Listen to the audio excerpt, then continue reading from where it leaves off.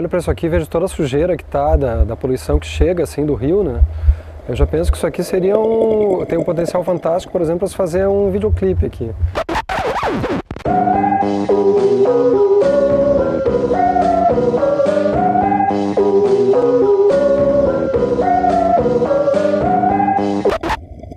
A perda da liberdade, né? A perda de se comunicar com a vida, de se comunicar com o mundo, eu acho que é fundamentalmente por um crime político, por um crime de opinião, eu acho que é o pior do cerceamento, eu acho que é a pior das tristezas. Eu acho que eu valorizo muito as pessoas que conseguiram sobreviver a isso, os nossos sobreviventes, né?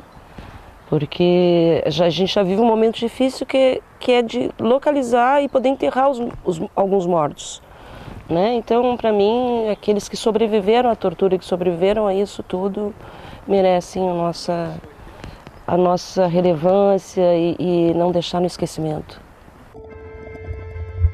A importância de nós termos defensores dos direitos humanos é a questão da sociedade em si, que precisa desse auxílio, que precisa até mesmo desse conhecimento e dessa defesa, porque a sociedade em si, ela não sabe ainda, em pleno século XXI, quais são os seus direitos.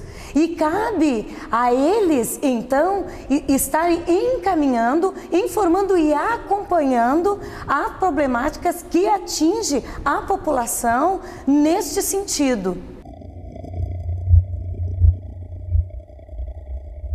Defensor de direitos humanos, ele é aquele defensor de todos os direitos ligados à ideia de dignidade humana e à ideia de necessidades básicas, como direito à alimentação adequada, hoje considerado pelas Nações Unidas como direito prioritário, direito à educação, direito à saúde, direito a uma moradia digna.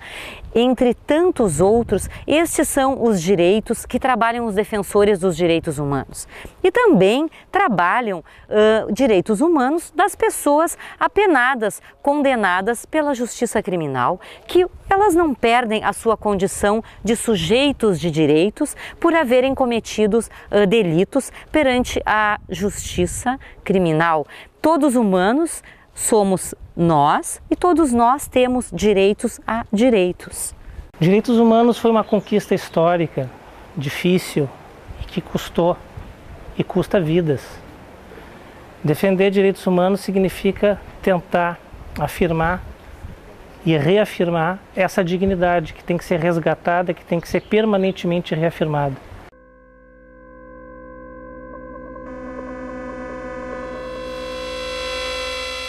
O crescimento da violência nos nossos dias ele tem muitos fatores, mas eu quero crer que o principal fator seja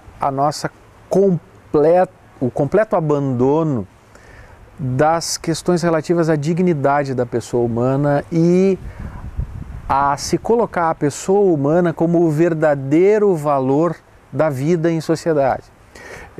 Quando se perde esse senso de dignidade em que o ser humano é o principal objeto de toda e qualquer proteção, de todo e qualquer senso de civilidade, se passa a entender como possível determinadas classes de seres humanos, determinada hierarquia entre os seres humanos. As políticas públicas, os direitos humanos são para todos e todas, e não como alguns setores conservadores gostam de afirmar, direitos humanos para os humanos direitos. Nós não concordamos com essa assertiva e achamos que a mídia brasileira tem e pode contribuir em muito para as questões relativas aos direitos humanos.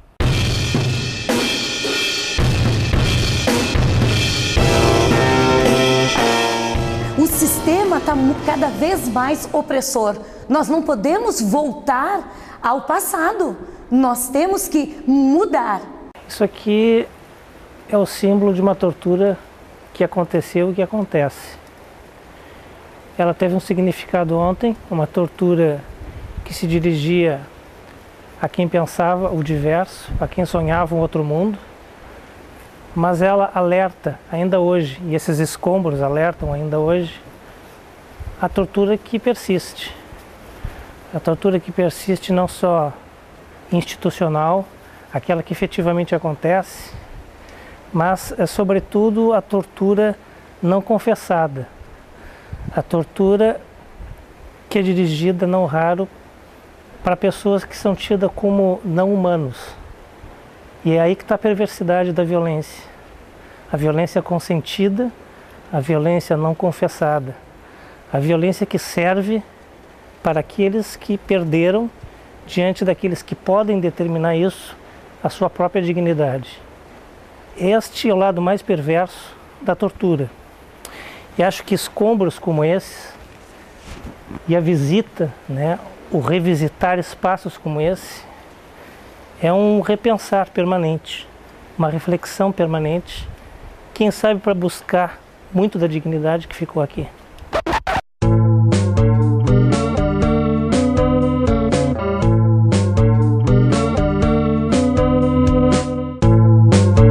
Nós precisávamos voltar um pouco a esse tempo em que se valorizava o ser humano pelo simples fato de ter nascido gente. Né? E a partir daí nós pudéssemos desenvolver mecanismos de convivência e principalmente mecanismos de proteção pública dessas pessoas e desses espaços onde o fortalecimento da paz e da convivência harmônica fosse a tônica. E aí nós respeitaríamos as pessoas e aí nós viveríamos melhor e a violência paulatinamente desapareceria do nosso convívio.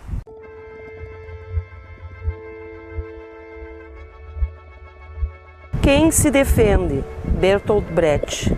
Quem se defende? Por que lhe tiram o ar? Ao lhe apertar a garganta. E para este, há um parágrafo que diz: Ele agiu em legítima defesa.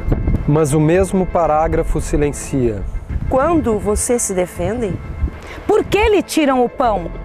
E, no entanto, morre quem não come. E quem não come o suficiente? Morre lentamente.